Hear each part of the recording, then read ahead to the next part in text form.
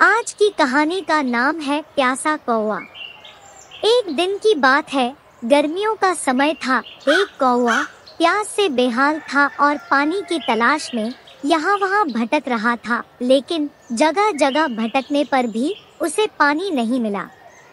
वह बहुत देर से उड़ रहा था। लगातार उड़ते रहने के कारण वह बहुत थक चुका था और तेज गर्मी में उसकी प्यास बढ़ती जा रही थी। अब वह अपना धैर्य खोने लगा था। उसे लगने लगा कि आज उसका बचना मुश्किल है। थकान के कारण अब उससे उड़ा भी नहीं जा रहा था। कुछ देर आराम करने के लिए वह एक मकान की छत पर बैठ गया। वहां उसने देखा कि छत के कोने में एक घड़ा रखा हुआ है। घड़े में पानी होने की आस में वह उड़कर घड़े के पास गया और उसके अंदर झांक कर देखा।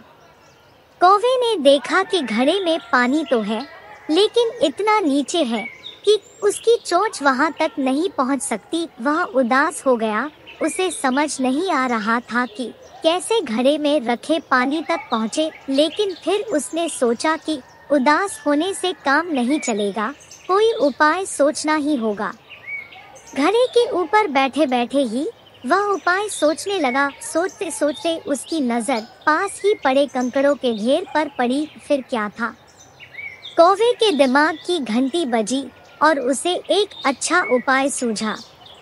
बिना देर किए वह उड़कर कंकड़ों के ढेर पर पहुंचा और उनमें से एक कंकड़ अपनी चोंच से उठाकर घड़े तक लाकर घड़े में डाल दिया।